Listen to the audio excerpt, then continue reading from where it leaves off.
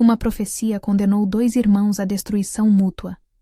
Uma ômega desprezada segurou o destino entre as mãos. Lobos guardiões ajoelharam-se onde ninguém esperava.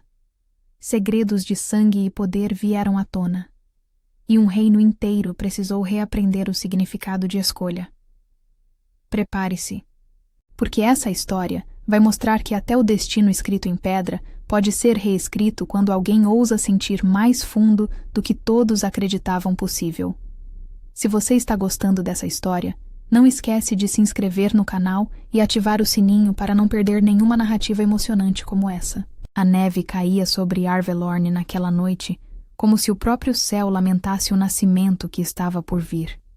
No interior do castelo, os gritos da rainha atravessavam os corredores de pedra, ecoando como prenúncio de algo que os sábios já temiam.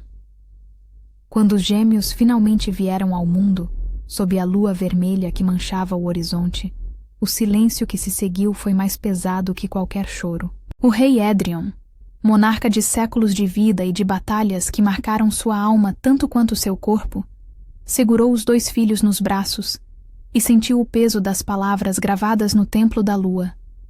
Quando 2 filhos de sangue Lícan nascessem sob a mesma lua rubra, seus lobos se ergueriam um contra o outro, até que apenas um permanecesse, e com ele, o trono.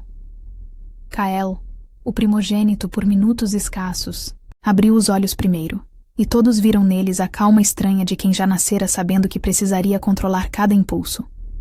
Hyor, o segundo, trouxe consigo um choro longo, quase selvagem, que fez os lobos guardiões no pátio uivarem em resposta. A corte dividiu-se entre adoração e terror.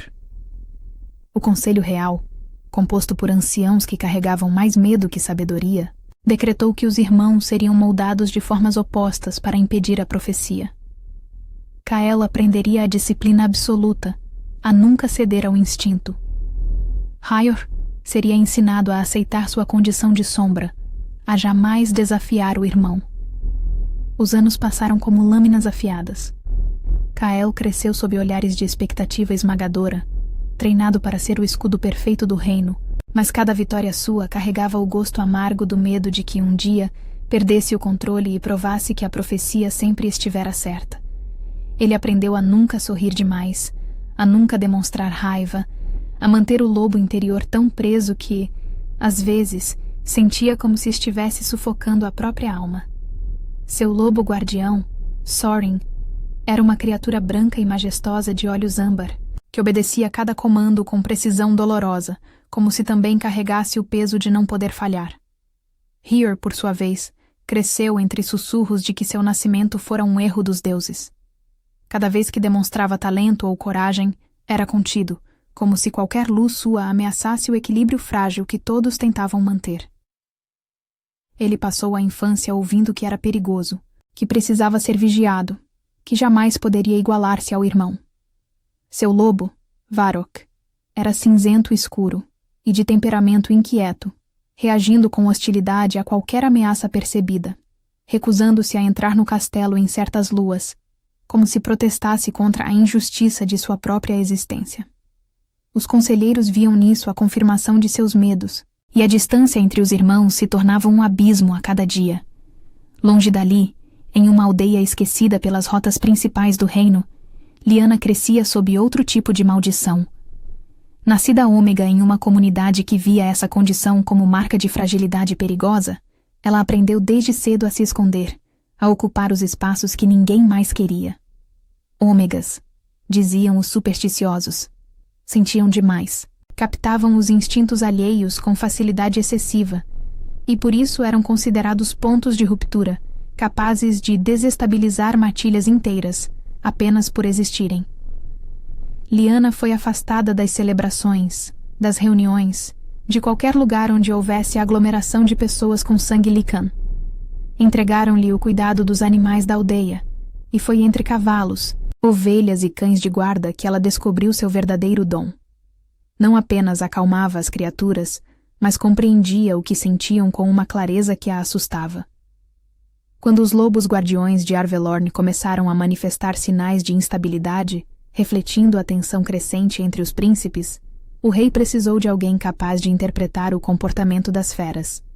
Um estudioso antigo, que viajara por aldeias remotas, lembrou-se das histórias sobre uma jovem ômega que acalmara uma matilha inteira, apenas respirando com eles. Mensageiros foram enviados, e Lyanna foi convocada ao castelo não por honra, mas por necessidade urgente. Ela aceitou porque sabia que continuar na aldeia significaria permanecer invisível para sempre. Sua única esperança era que, em um lugar onde sua sensibilidade fosse útil, talvez encontrasse um pedaço de dignidade. A chegada ao castelo foi avassaladora. Lyanna nunca vira tantos Lycans juntos, tanta presença instintiva concentrada em um só lugar. Cada corredor parecia pulsar com hierarquias silenciosas, cada olhar carregava julgamento. Myrith, a governanta encarregada dos estábulos e dos pátios de guarda, foi quem a recebeu. Era uma mulher de meia-idade, de expressão dura, mas olhos que sabiam reconhecer coragem quando a viam. Explicou a Lyanna, com paciência rara naquele ambiente, que os lobos guardiões não eram apenas animais de proteção. Eram símbolos da estabilidade da linhagem real, e qualquer descontrole neles era interpretado como fraqueza no sangue dos príncipes. No primeiro dia em que Lyanna se aproximou de Soren, o lobo branco de Kyle, sentiu algo que a deixou sem fôlego. Sob a aparência serena e controlada do animal, havia um cansaço profundo, uma tensão constante, como se ele estivesse sempre se policiando para não ceder a nenhum impulso natural. Era como se Soren carregasse o mesmo fardo do príncipe, a obrigação de nunca falhar. Quando se aproximou de Varrock, o lobo de Hyor, a sensação foi completamente diferente. Ali havia turbilhão, frustração, um desejo desesperado de proteger, mas também uma raiva crua de ser sempre temido, sempre vigiado. Varrock não era perigoso por natureza, era perigoso porque todo o reino esperava que fosse. Ao longo das semanas, Lyanna observou os príncipes de longe. Kyle era uma figura impecável, sempre ereto, sempre no controle, mas ela percebia, nos momentos em que ele olhava para Soren, um lampejo de algo quebrado. Hyor, por outro lado, carregava o ressentimento como segunda pele, mas havia nele também uma inteligência afiada, uma capacidade de ler as pessoas que nascia de anos sendo observado com desconfiança. Ele sabia exatamente o que cada nobre pensava dele, e isso o tornava tanto mais perigoso quanto mais solitário. Foi Kyle quem primeiro notou a mudança. Nos dias em que Lyanna passava mais tempo no pátio, Soren descansava com menos rigidez, reagia aos treinos com mais fluidez. O príncipe, sempre pragmático, viu utilidade nisso. Começou a permitir a presença dela nos treinos, observando como o lobo, ao sentir a energia tranquila da ômega, conseguia acessar instintos que antes eram sufocados pelo medo de falhar. Kyle não entendia completamente o que ela fazia, mas via resultados, e isso bastava. Porém, algo mais sutil começou a acontecer. Ele passou a associar a voz suave de Lyanna, a forma como ela nunca o olhava com expectativa esmagadora, a um raro lugar de descanso em meio ao peso constante de ser o herdeiro perfeito. Hyor, por sua vez, percebeu algo diferente. Varrock, que rosnava para quase todos, aproximava-se de Lyanna sem hesitação. Encostava o focinho em sua mão como se buscasse confirmação de que podia existir sem ser ameaça. Para Hyor, aquilo foi uma revelação. Pela primeira vez, alguém olhava para ele e para seu lobo sem medo prévio, sem julgamento herdado. Ele começou a buscar a presença de Lyanna com frequência crescente, não apenas por interesse nos lobos, mas porque ela era a única pessoa na corte que o tratava como alguém que ainda poderia escolher quem ser, ao invés de alguém já condenado pelo nascimento. Os nobres, especialmente Lord Halvern, um homem de ambições antigas e métodos cruéis, começaram a se incomodar. A presença de uma ômega influenciando os lobos dos príncipes era, para eles, sinal de desequilíbrio perigoso. Halvern, que sempre defendera que Hyor deveria ser afastado definitivamente para garantir a segurança do reino, viu na proximidade entre o segundo príncipe e Lyanna uma oportunidade para semear novos rumores. Diziam que Hyor estava manipulando a ômega para enfraquecer Kael, que pretendia usar os lobos contra o irmão, que a profecia finalmente estava se cumprindo. Esses boatos chegaram aos ouvidos de Hyor em uma noite fria de inverno. Ele estava sozinho no pátio quando um dos guardas, embriagado, cuspiu as palavras que todos sussurravam. Que ele era a maldição do reino, que seria melhor se nunca tivesse nascido. Algo se rompeu dentro de Hyor naquela noite. Ele percebeu que, não importava o quanto tentasse provar sua lealdade, o reino sempre o veria como ameaça. E se já era condenado de qualquer forma, por que não abraçar o papel que lhe atribuíam, mas de maneira calculada, transformando a profecia em ferramenta de mudança? Ele começou a estudar as inscrições antigas do templo, buscando cada palavra gravada na pedra. Foi então que descobriu algo que mudaria tudo. A profecia não mencionava, de forma literal, a morte de um dos irmãos. Falava em aniquilação dos laços que sustentam o trono.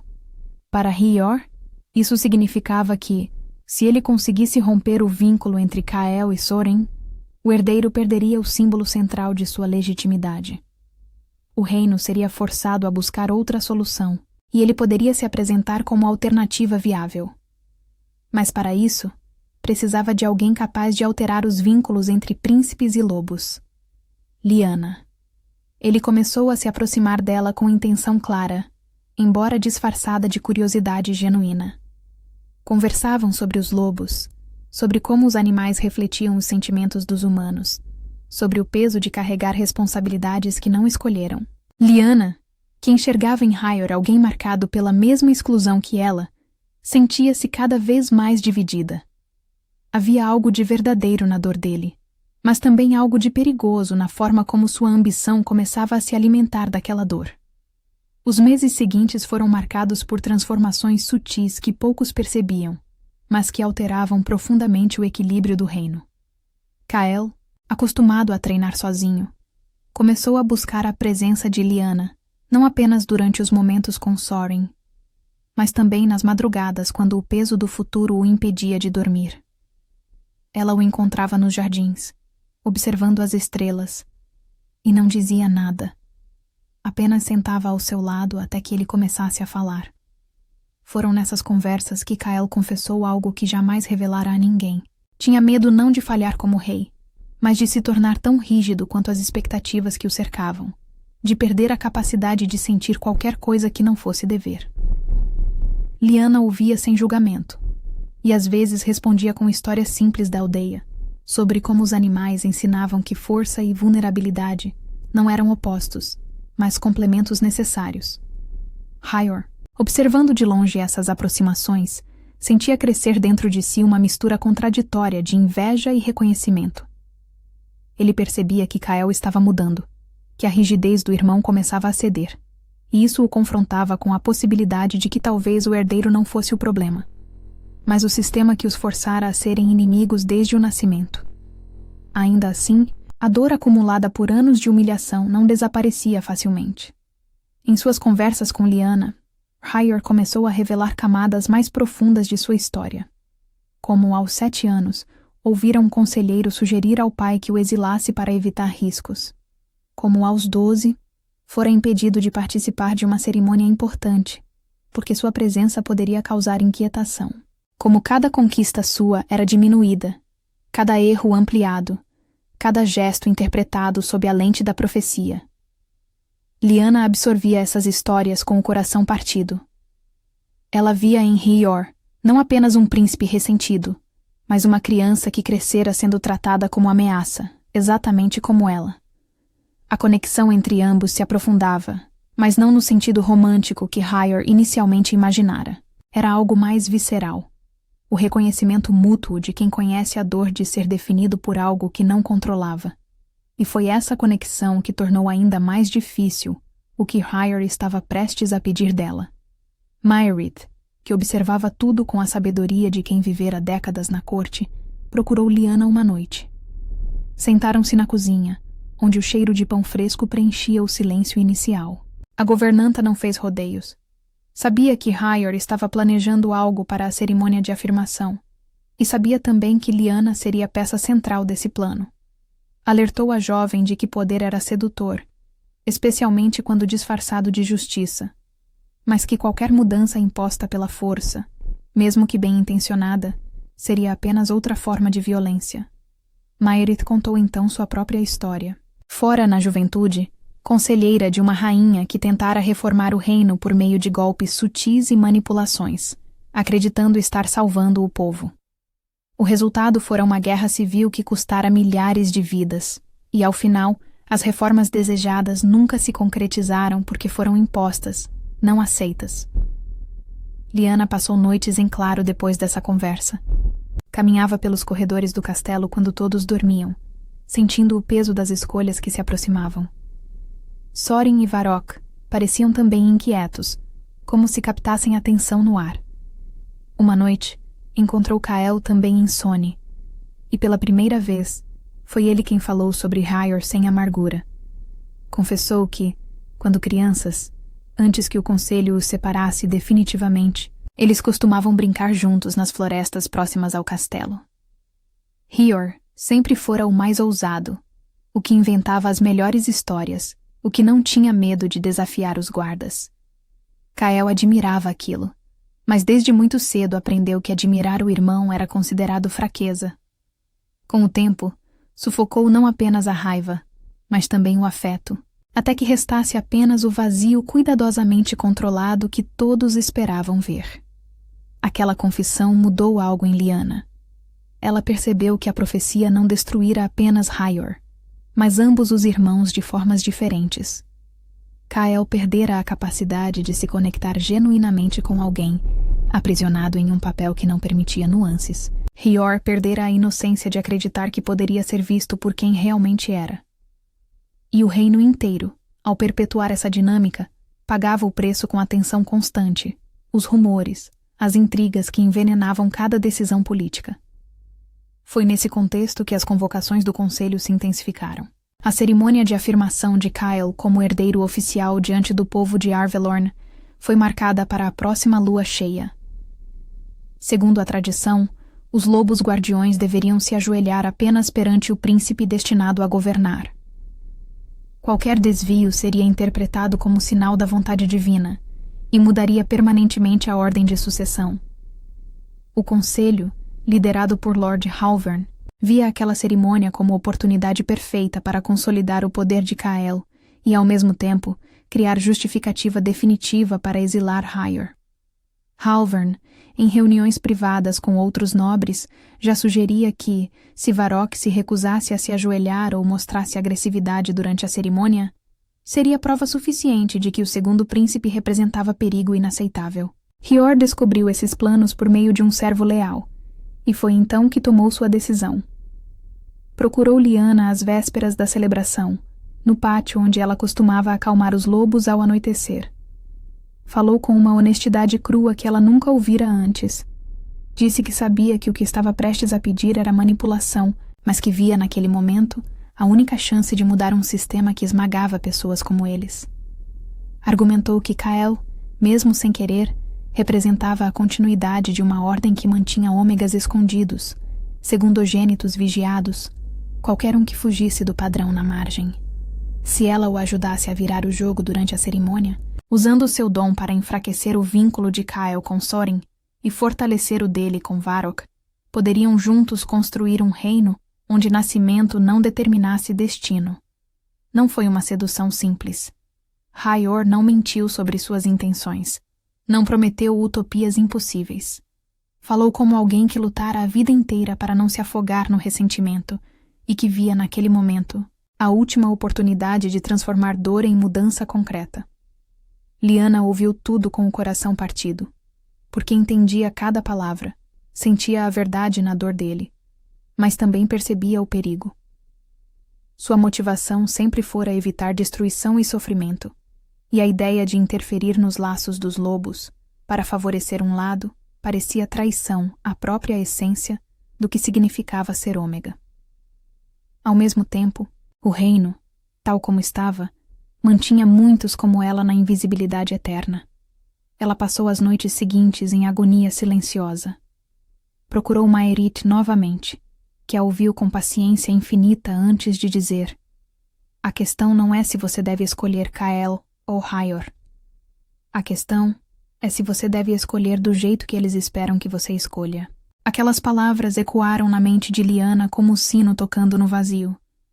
Ela começou a questionar não apenas qual lado apoiar, mas a própria estrutura que a forçava a escolher lados. E se houvesse uma terceira via? E se, ao invés de favorecer um e destruir o outro, ela encontrasse forma de romper o padrão que aprisionava ambos? Foi em uma noite de tempestade que tudo quase desmoronou. Kael e Hyor discutiram no salão principal, diante de parte do conselho. A tensão acumulada por anos explodiu em palavras cortantes. Kael acusou o irmão de nunca aceitar seu lugar. Hyor respondeu que seu lugar sempre fora o de bode expiatório. A discussão escalou rapidamente, tocando em feridas antigas que nunca haviam cicatrizado adequadamente. Kael gritou que Hyor sempre interpretava qualquer limite como opressão, incapaz de aceitar que algumas estruturas existiam para proteger o reino, não para prejudicá-lo pessoalmente. Hyor rebateu que fácil para quem sempre fora favorito falar sobre aceitar estruturas, que Kael nunca tivera que provar seu valor todos os dias apenas para ser tratado com um mínimo de respeito. Os nobres presentes observavam horrorizados e fascinados. Alguns já começavam a calcular como usar aquela ruptura a favor de suas próprias ambições. Lord Halvern, sentado em posição estratégica, fazia anotações mentais de cada palavra dita, planejando como transformaria aquela discussão em justificativa definitiva para exilar Hyor. O conselho inteiro parecia paralisado entre tentar intervir ou deixar que os irmãos finalmente se destruíssem, cumprindo o que muitos secretamente esperavam há anos. Foi quando Varrock, sentindo a fúria crescente de Rhaegar, irrompeu no salão. O lobo cinzento, que normalmente evitava espaços fechados e aglomerações, atravessou as portas como tempestade, avançando em direção a Kael com rosnado ameaçador que fez guardas recuarem instintivamente. Soren, que descansava em câmara adjacente, ouviu o alerta e entrou correndo, colocando-se entre Varrock e Kael. Por segundos intermináveis, os dois lobos se encararam, e todos no salão sentiram o peso da profecia se materializando. Ali estava, finalmente, o momento previsto, os lobos dos irmãos prestes a se destruírem. Lyanna, que fora convocada às pressas por um servo aterrorizado, chegou correndo, descalça, ainda vestindo roupas de dormir. Não pensou, apenas agiu, movida por instinto que ia além de qualquer treinamento ou planejamento. Correu para o centro do conflito, posicionando-se entre os dois lobos, e concentrou toda a sua atenção, toda a sua energia, em acalmar aqueles vínculos descontrolados. Foi como se ela abrisse as comportas de sua própria alma, permitindo-se ser inundada pelas emoções que percorriam naquele salão. Sentiu primeiro a fúria de Varrock, mas percebeu que, sob a agressividade, havia principalmente medo e dor de ver Hyor sendo atacado verbalmente, incapacidade de entender por que aquilo que o lobo amava estava sofrendo. Sentiu o medo de Soren, lobo que passara a vida inteira tentando ser perfeito e que agora enfrentava a possibilidade de falhar na missão mais básica, proteger seu companheiro. Sentiu a frustração acumulada de Rhaegar, anos de humilhação se condensando em ódio destrutivo que buscava qualquer alvo, mesmo que fosse o próprio irmão. Sentiu o desespero de Kael, que via tudo pelo que lutara desmoronando, e que parte dele, escondida profundamente, ainda amava o irmão, e não queria machucá-lo, mas não sabia como parar. Por um instante interminável, Lyanna foi todos eles ao mesmo tempo, sentindo cada ferida, cada ressentimento, cada arrependimento não expressado. Foi experiência devastadora, como se sua própria identidade estivesse sendo esmagada sob peso de tantas emoções contraditórias. Ela começou a tremer, sangue escorrendo do nariz pelo esforço, mas manteve-se firme, recusando-se a soltar os fios invisíveis que havia estendido entre todos os presentes. E então, como se uma onda invisível atravessasse o salão, algo se rompeu e se reconfigurou ao mesmo tempo. Varrock, sentindo através do filtro da presença de Lyanna não apenas sua própria raiva, mas também o medo de Soren e a dor de Kael, hesitou. Soren, captando através da mesma ponte intangível não apenas dever de proteger, mas também o desespero genuíno que movia Varrock, relaxou sua postura defensiva, Os lobos não se tornaram amigos instantaneamente, mas pela primeira vez viram um no outro, não apenas ameaça predeterminada, mas criaturas igualmente aprisionadas por expectativas que não escolheram. Varrock recuou lentamente, ofegante. Soren abaixou a cabeça, exausto. E os príncipes, ainda tremendo de adrenalina, olharam para a jovem Ômega como se a vissem pela primeira vez, não como serva útil ou ferramenta conveniente, mas como pessoa que acabara de se colocar em risco mortal para salvá-los de si mesmos. Lyanna cambaleou, e foi Mairit quem a segurou antes que caísse, levando-a para fora do salão enquanto murmurava palavras de preocupação. Foi depois daquele episódio que Lyanna finalmente compreendeu a extensão de seu dom. Ela não apenas sentia os vínculos entre Lycans e seus lobos, podia amplificá-los ou silenciá-los, desde que aceitasse o preço de se expor completamente às emoções envolvidas. Era um poder que a assustava profundamente, porque sabia que, em mãos erradas, poderia transformá-la em ferramenta de controle, em arma política. Ao mesmo tempo, pela primeira vez em sua vida, ela tinha algo que era verdadeiramente seu, algo que ninguém poderia tirar. A capacidade de escolher como usar aquilo que sentia. Hyor, que testemunhara tudo, percebeu imediatamente o que aquilo significava.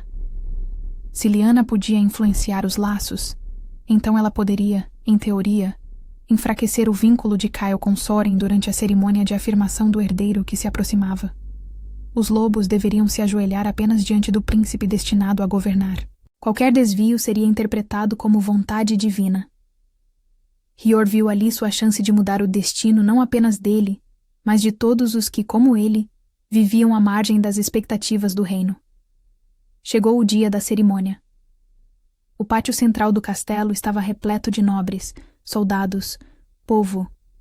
Kyle, vestido com as cores da casa real, mantinha a postura impecável, mas Lyanna, posicionada entre os guardas dos lobos, conseguia sentir o medo que ele escondia. Medo de falhar, medo de que os lobos não se ajoelhassem, medo de que a profecia finalmente provasse que ele jamais deveria ter nascido primeiro.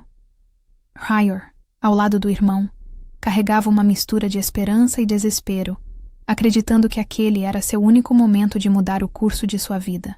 Soren e Varrock foram conduzidos ao centro. O silêncio que caiu sobre a multidão era denso como névoa. Todos esperavam ver qual dos lobos se ajoelharia, e para quem. Hyor olhou para Lyanna, e naquele olhar havia súplica silenciosa. Kyle nem sequer olhava na direção dela.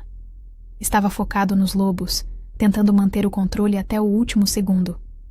Lyanna fechou os olhos. Sentiu o peso de cada vida presente naquele pátio. Sentiu o futuro se ramificando em 1000 possibilidades diferentes.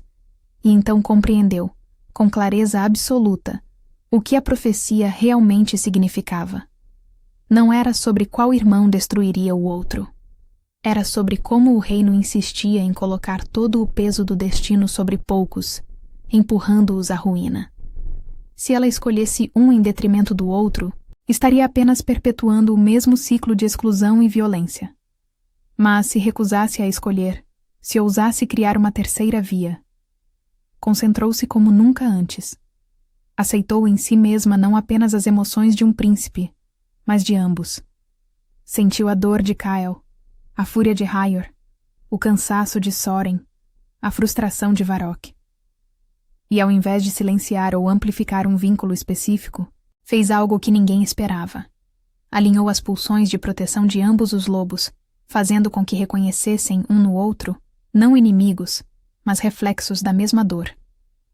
Soren e Varrock se entreolharam por um instante interminável, e então, juntos, se ajoelharam entre os irmãos, tocando Kyle e Hyor ao mesmo tempo. O choque percorreu a multidão como raio. Nunca, em toda a história de Arvelorn, 2 lobos guardiões haviam dividido a mesma reverência. Para muitos, era sinal de caos. Para outros, de mudança incontornável. O conselho exigiu explicações imediatas. Mas antes que pudessem transformar aquilo em nova arma política, alguns dos guardas, cansados de mentir, revelaram as pressões de Lord Halvern para afastar Hyor. as manipulações para usar a profecia como instrumento de poder. Diante do rei Édrion e de toda a corte, ficou claro que o verdadeiro perigo nunca estivera apenas nos gêmeos, mas na forma como a corte os empurrara à rivalidade para manter o controle. Kael, ao entender que Lyanna recusara a chance de garantir-lhe supremacia absoluta, sentiu primeiro o golpe no orgulho, mas logo percebeu que, sem ela, aquele momento poderia ter terminado em sangue. Hyor, ao perceber que não fora escolhido, mas também não fora lançado ao papel de vilão irremediável, teve de encarar o fato de que sua ambição, alimentada pela dor, quase levara o reino à guerra civil. Varrock, ao seu lado, parecia pela primeira vez em paz, como se não precisasse mais defender-se de tudo. Nas semanas seguintes, o rei convocou um novo conselho. Hyor, assumindo responsabilidade por suas intenções, aceitou afastar-se da linha imediata de sucessão, não como exílio, mas como escolha consciente. Passou a liderar uma guarda de fronteira ao lado de Varrock, protegendo o reino de ameaças externas, transformando sua dor em propósito distante. Kael permaneceu como herdeiro, mas sob condições renovadas. Aprenderia a aceitar o lobo interior, não a sufocá-lo, com Lyanna ao lado como mediadora dos laços Lycan. E foi nessa nova configuração que algo inesperado floresceu. Kael, ao trabalhar diariamente com Lyanna para compreender Sorin e a si mesmo, descobriu nela não apenas uma ferramenta, mas alguém que o via além do trono. Ela não o tratava como símbolo ou peso. Tratava-o como homem capaz de sentir, de falhar, de crescer. Nos meses que se seguiram, conversas que começavam sobre os lobos terminavam sobre medos, sonhos, o custo de carregar expectativas impossíveis. Kael, que passara a vida inteira se negando qualquer vulnerabilidade, encontrou em Lyanna o único lugar onde podia ser apenas ele mesmo. Lyanna, por sua vez, via em Kael algo que a surpreendia. Não o príncipe perfeito que todos exigiam, mas o homem que lutava diariamente para não se perder sob o peso do dever. Ela começou a admirar não sua perfeição, mas sua persistência, a forma como ele, mesmo quebrado, continuava tentando proteger aqueles que amava. E quando Kael, em uma noite estrelada nos jardins do castelo, segurou sua mão e confessou que ela era a única pessoa diante de quem não precisava fingir força, Lyanna sentiu algo se acender dentro de si. A possibilidade de que talvez, apenas talvez, ela também pudesse ser vista não apenas pelo que podia fazer, mas por quem era. O pedido de união veio naturalmente, como continuação de tudo o que haviam construído. Kael não a pediu em casamento por estratégia política ou por gratidão. Pediu porque descobrira que governar sem ela ao lado seria voltar à prisão de controle absoluto que quase o destruíra. Lyanna aceitou não porque via no trono um lugar de poder, mas porque enxergava, naquele homem que aprendera a se permitir sentir, a possibilidade de construir um reino onde outros como ela não precisariam mais se esconder. O casamento foi celebrado sob a lua cheia, com Sorin e Varrock lado a lado, símbolo de que até destinos escritos em pedra podiam ser reinterpretados. Hyor retornou das fronteiras para a cerimônia, e quando cumprimentou o irmão, não havia ressentimento, apenas reconhecimento mútuo de que ambos haviam sobrevivido ao que poderia tê-los destruído.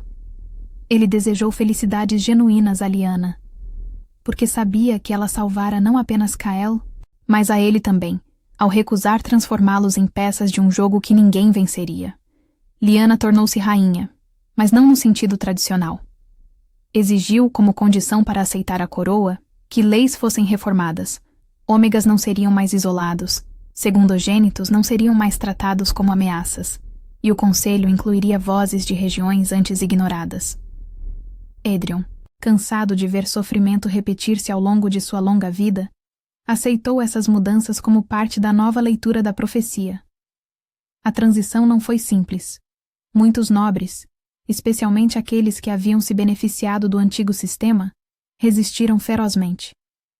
Havia reuniões tensas onde Lyanna precisava defender, ponto por ponto, por que uma ômega merecia voz no conselho, por que crianças nascidas em segundo lugar não deveriam ser automaticamente vistas como ameaças. Kael apoiava cada palavra dela, mas foi Lyanna quem precisou enfrentar os olhares de desprezo, os comentários velados, as tentativas de deslegitimá-la como rainha. Ela suportou tudo com uma dignidade silenciosa, que lembrava aos mais antigos da corte que havia força em quem fora forçado a sobreviver na margem. Maërit, agora elevada a conselheira oficial da rainha, trabalhava ao lado de Lyanna para implementar as reformas. Juntas, visitaram aldeias remotas onde ômegas viviam escondidos, oferecendo-lhes não apenas proteção legal, mas a possibilidade de contribuir para o reino sem medo.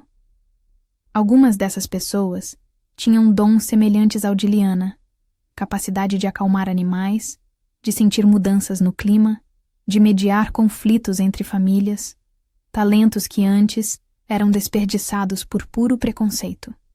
A primeira grande vitória veio quando uma jovem ômega de uma aldeia costeira, que conseguia prever tempestades com dias de antecedência simplesmente sentindo as mudanças nos ventos e no comportamento dos pássaros, foi trazida para a capital e integrada ao grupo de navegadores do reino. Suas previsões salvaram inúmeras embarcações, e mesmo os nobres mais resistentes tiveram que admitir que talvez houvesse valor naquilo que antes desprezavam. Kael, observando o trabalho incansável de Lyanna, aprendeu lições que nenhum mestre lhe ensinara. Ela mostrava que governar não era apenas tomar decisões estratégicas, mas também ouvir, realmente ouvir, aqueles que viviam sob o peso das decisões tomadas. Ele começou a fazer algo inédito: deixar o castelo regularmente para caminhar pelas ruas da capital, conversando com comerciantes, artesãos, famílias comuns. Inicialmente, as pessoas ficavam paralisadas pela presença do príncipe herdeiro, mas com o tempo, perceberam que ele realmente queria entender suas vidas. Foi durante uma dessas caminhadas que Kael encontrou um menino, não mais que 10 anos, que fora marcado como segundogênito problemático porque seu irmão mais velho morrera de doença. O garoto carregava agora todo o peso da família, mas também o estigma de ser o que sobreviveu quando não deveria.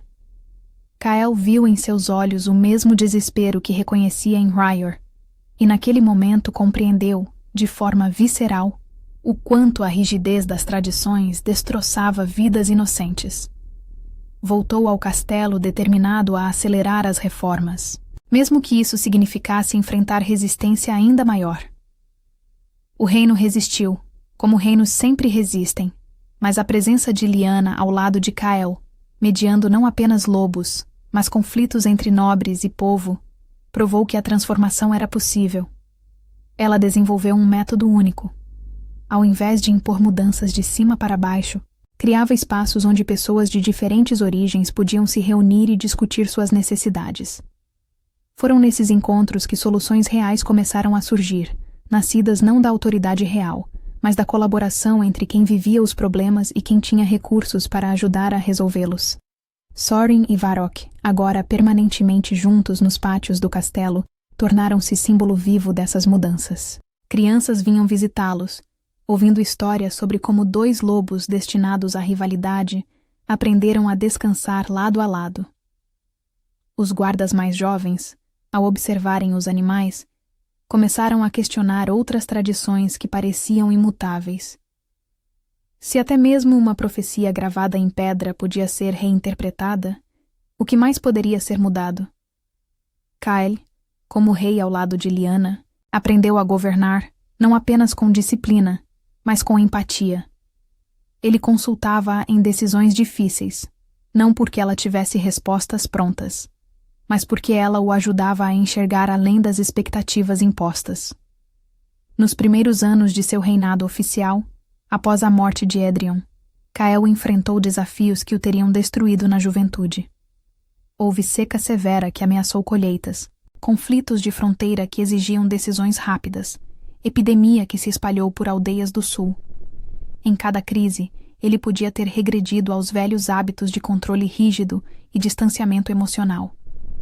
Mas Lyanna estava sempre ali, lembrando-o de que reconhecer não ter todas as respostas não era fraqueza, era a honestidade necessária. Durante a epidemia, Kael fez algo que nenhum rei de Arvelorn fizera em séculos. Foi pessoalmente às aldeias afetadas expondo-se ao risco, trabalhando ao lado dos curandeiros. Lyanna tentou dissuadi-lo, preocupada com sua segurança, mas ele insistiu que um rei que governava escondido atrás de muros não merecia a lealdade de seu povo. Voltou ao castelo exausto, marcado pelo que vira, mas também transformado. Dobrou os recursos destinados aos curandeiros, reformou sistemas de distribuição de medicamentos, criou redes de comunicação rápida entre aldeias para que futuras epidemias pudessem ser contidas mais cedo. Não foram decisões baseadas em estratégia política abstrata, mas em rostos específicos que ele conhecera, em crianças que pegara no colo, em anciãos que choraram ao vê-lo aparecer quando todos os outros fugiram. Sorin, naquela época ainda vivo, acompanhara Kyle em cada visita às aldeias. O lobo branco, que antes apenas obedecia, começou a demonstrar iniciativa própria. Aproximava-se das crianças doentes, deitava-se junto a elas, como se tentasse aquecer pequenos corpos febris. Os curandeiros notaram que pacientes perto de Sorin pareciam se acalmar, respirar com mais facilidade. Lyanna, ao observar isso, percebeu que o vínculo entre Kyle e seu lobo havia se transformado tanto que agora era bidirecional.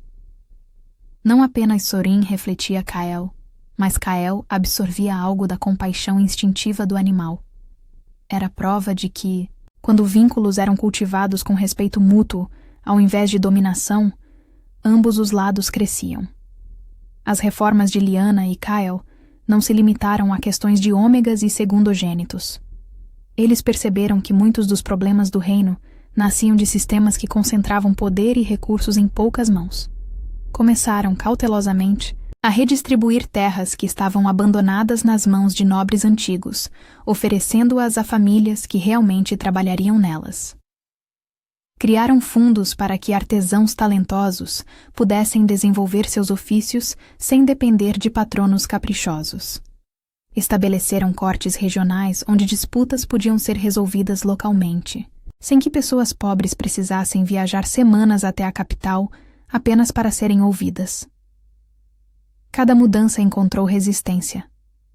Houve tentativa de motim liderada por Lord Halvern nos primeiros anos, conspirando para remover Lyanna da posição de rainha, sob a alegação de que uma ômega não poderia legitimamente ocupar tal posto.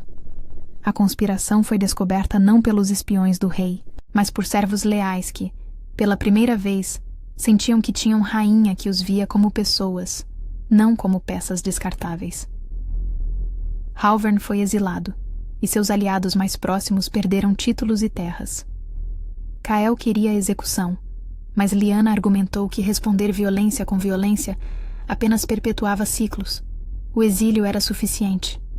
Mostrava que traição tinha consequências, mas não transformava o reino naquilo que combatiam. Anos depois, Halvern enviou carta do exílio, pedindo perdão não para retornar, mas apenas para ter paz antes de morrer. Lyanna, agora mãe de 3 filhos e rainha respeitada até por reinos vizinhos, leu a carta em voz alta no conselho. Alguns conselheiros insistiram que era truque, que homens como Halvern não mudavam. Mas Lyanna via além das palavras. Via velho cansado que percebera, tarde demais, que desperdiçara a vida inteira em ódio e ambição. Convenceu Kyle a enviar resposta concedendo perdão, e quando Halvern morreu meses depois, seus últimos recursos foram destinados, por testamento surpreendente, a uma escola para crianças ômegas. Era gesto pequeno diante dos danos que causara, mas era reconhecimento. Sorin, o lobo branco, tornou-se menos rígido, mais presente, refletindo a mudança em seu companheiro.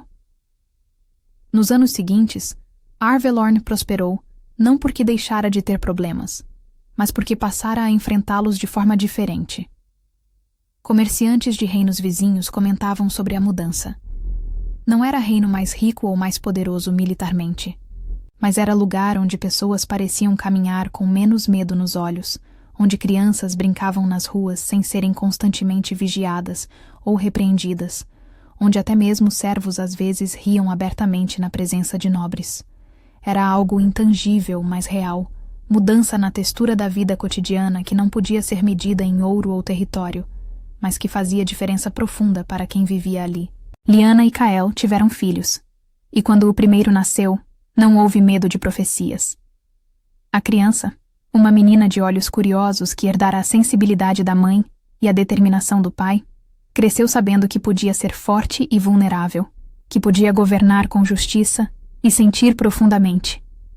Lyanna fez questão de que ela aprendesse não apenas com mestres do castelo, mas também com pessoas comuns. Passou meses vivendo com pescadores, depois com tecelões, depois com curandeiros. A princesa conheceu o reino não como abstração política, mas como conjunto de vidas reais, cada uma com suas dores e esperanças. Quando nasceu o segundo filho, um menino que viera ao mundo gritando com força impressionante, alguns dos nobres mais velhos sentiram um calafrio de memória, mais um segundogênito da linhagem real. Mas Lyanna e Kael não permitiram que o peso de velhas superstições recaísse sobre a criança. Ele cresceu ao lado da irmã, sem divisões artificiais, aprendendo que ordem de nascimento não determinava valor. Os irmãos desenvolveram um vínculo profundo, protegendo-se mutuamente, competindo de forma saudável, aprendendo juntos. Quando eram adolescentes, alguém ousou sugerir que o menino deveria ser treinado para aceitar sempre o segundo lugar. Lyanna respondeu com uma firmeza que ecoou por todo o castelo. Seus filhos seriam livres para descobrir seus próprios caminhos, e qualquer tentativa de aprisioná-los em papéis predeterminados seria considerada traição à coroa. Os anos passaram, e Arvelorn se transformava lentamente. Não era a utopia perfeita. Ainda havia conflitos, desigualdades, momentos de retrocesso. Mas algo fundamental havia mudado. A ideia de que o destino podia ser questionado, de que tradições podiam ser reavaliadas, de que até mesmo as palavras mais antigas não eram absolutas. Lyanna, trabalhando incansavelmente ao lado de Kael, estabeleceu escolas onde jovens ômegas aprendiam a usar seus dons sem vergonha, onde segundogênitos recebiam educação igual aos primeiros, onde crianças de todas as origens podiam estudar juntas. Hyor, que visitava o castelo regularmente, tornou-se figura admirada, não como ameaça, mas como guardião que escolhera proteger de longe para que outros pudessem viver em paz de perto. Ele comandava a guarda das fronteiras com eficiência impressionante, e sob sua liderança, as tensões com reinos vizinhos diminuíram significativamente. Hyor descobrira que sua verdadeira vocação não estava em disputar o trono, mas em proteger aqueles que não tinham voz para se defender. Levava consigo histórias de sua própria infância, e quando encontrava jovens marcados por circunstâncias de nascimento, oferecia-lhes não piedade, mas oportunidade de transformar dor em propósito. Varrock e Sorin, já anciãos, descansavam juntos nos pátios, prova viva de que inimigos determinados pelo nascimento podiam se tornar aliados pela escolha. Nos últimos anos de suas vidas, desenvolveram um ritual estranho e comovente. Todas as noites, ao anoitecer, deitavam-se lado a lado no mesmo lugar onde anos antes quase se destruíram. Era como se, através desse gesto repetido, reafirmassem diariamente que o destino violento que lhes fora imposto havia sido superado. Quando Sorin morreu, em uma manhã tranquila de outono, Varrock uivou durante horas, um som que atravessou todo o reino. Dias depois, o lobo cinzento se deitou no mesmo lugar e não voltou a se levantar. Foram enterrados juntos, sob uma árvore antiga nos jardins do castelo, e sobre o túmulo gravaram palavras simples. Aqui descansam dois, que provaram que escolha é mais forte que destino. A morte dos lobos abalou Kael profundamente. Sorin fora seu companheiro desde a infância, testemunha silenciosa de todas as suas lutas. Pela primeira vez em anos, o rei sentiu o peso da mortalidade, a consciência de que tudo o que construíra era frágil, temporário. Foi Lyanna quem o encontrou chorando sozinho nos jardins, pela primeira vez permitindo-se lamentar sem controle.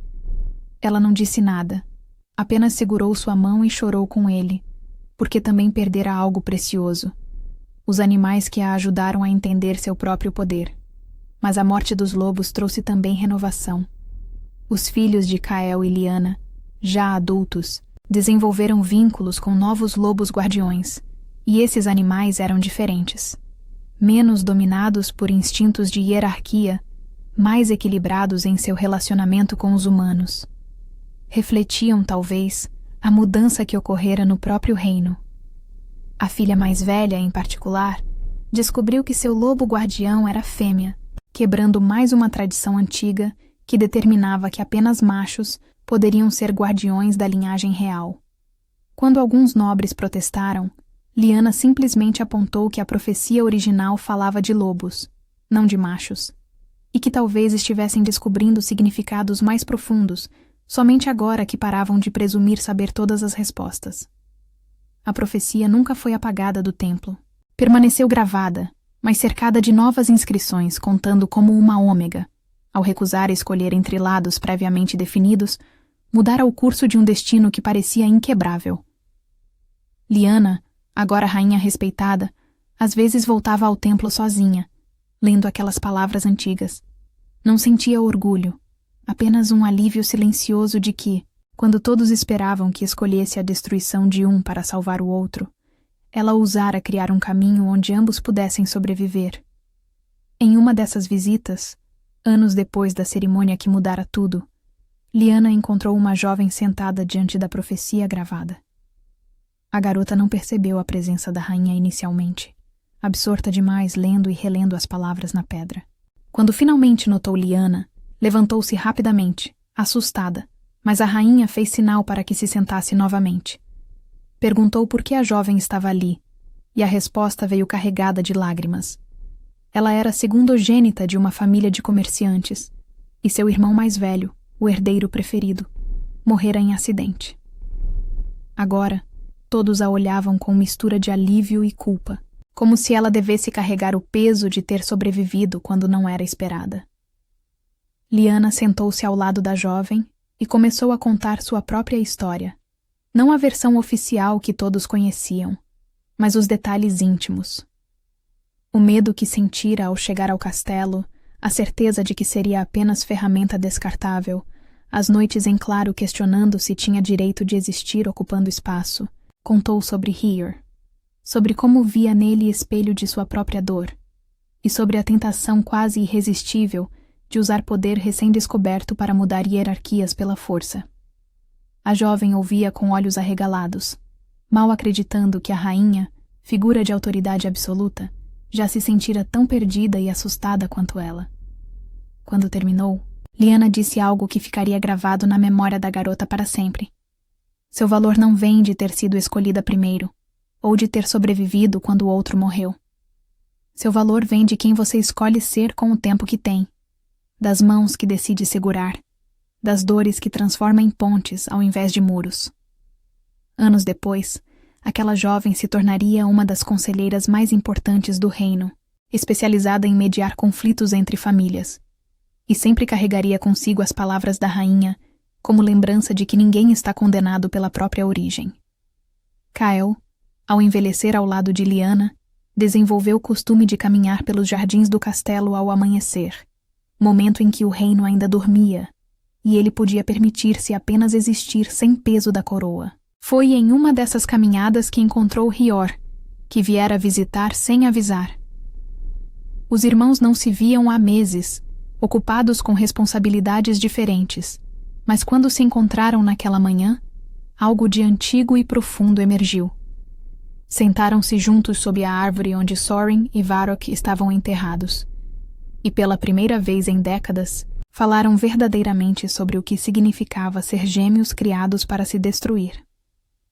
Hyor confessou que, mesmo após todos aqueles anos, ainda tinha pesadelos onde era criança novamente, ouvindo conselheiros sussurrarem que seria melhor se ele simplesmente desaparecesse.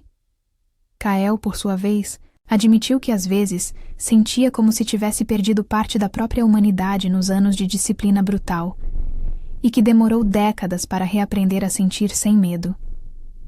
Choraram juntos, não de tristeza, mas de alívio por finalmente poderem falar sobre feridas que carregaram sozinhos por tempo demais. Quando se levantaram para voltar ao castelo, abraçaram-se de forma que não faziam desde crianças, antes que Mundo os forçasse a serem adversários. Lyanna, observando de longe pela janela, sentiu lágrimas nos olhos. Aquele momento, mais que cerimônias grandiosas ou reformas legislativas, era a prova de que o que ela fizera anos atrás tinha valido cada preço pago. Os irmãos não eram apenas rei e guardião de fronteiras. Eram homens que haviam recuperado o direito de serem irmãos, apesar de tudo o que tentaram fazer para separá-los. Nas noites em que a lua se tornava vermelha, não havia mais silêncio de medo em Arvelorn. Havia festas, celebrações, reconhecimento de que até as profecias mais terríveis podiam ser ressignificadas quando alguém, marginalizado e invisível, decidia que sentia mais fundo do que todos esperavam e que isso não era fraqueza, mas a maior força possível. Nessas noites, Lyanna e Kyle dançavam na praça central junto ao povo, algo que teria sido impensável nos tempos do velho rei. Seus filhos corriam entre as pessoas, brincando com outras crianças sem distinção de classe ou origem. Guardas reais e mercadores compartilhavam mesas, comendo e rindo juntos. Não era utopia perfeita. Ainda havia desigualdade, ainda havia conflito.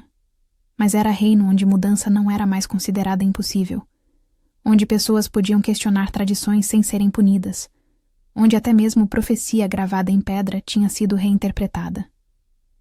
Os últimos anos da vida de Lyanna foram marcados por contentamento quieto que poucas pessoas atingem.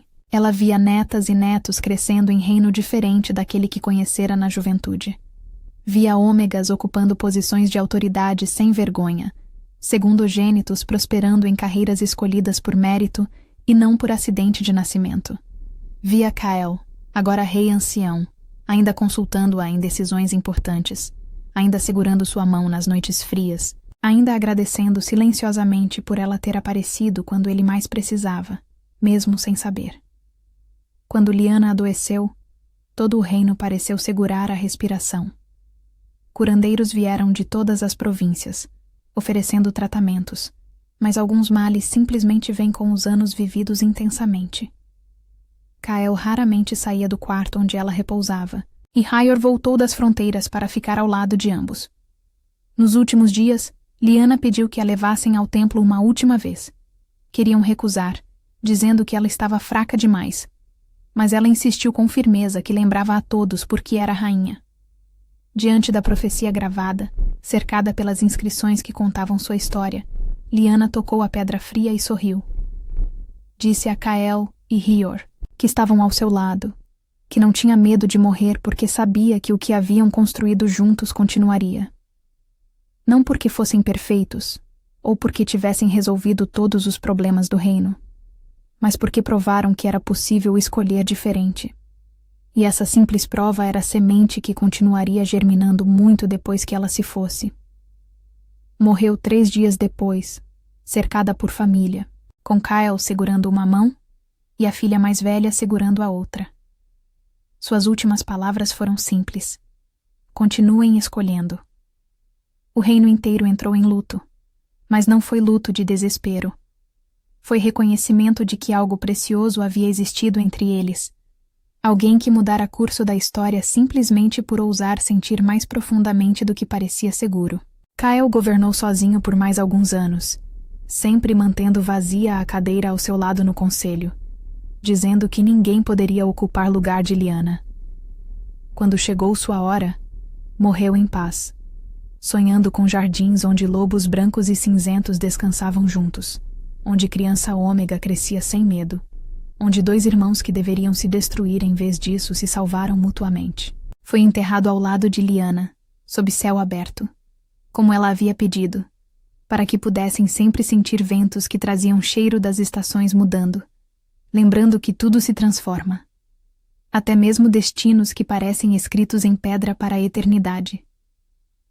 O reino seguiu imperfeito, como todos os reinos, mas carregava agora a certeza de que nenhum nascimento determinava sozinho o futuro, e que a verdadeira coragem estava não em cumprir destinos impostos, mas em ter a ousadia de reescrevê-los com as próprias mãos, mesmo quando essas mãos tremiam de medo. E assim, a história de 2 irmãos que nasceram para se destruir transformou-se na lenda de como o amor verdadeiro, não apenas entre um homem e uma mulher, mas entre irmãos, entre humanos e feras, entre reino e povo, podia ser mais forte que qualquer palavra gravada em pedra, desde que houvesse alguém disposto a sentir profundamente o suficiente para mudar o significado do inevitável.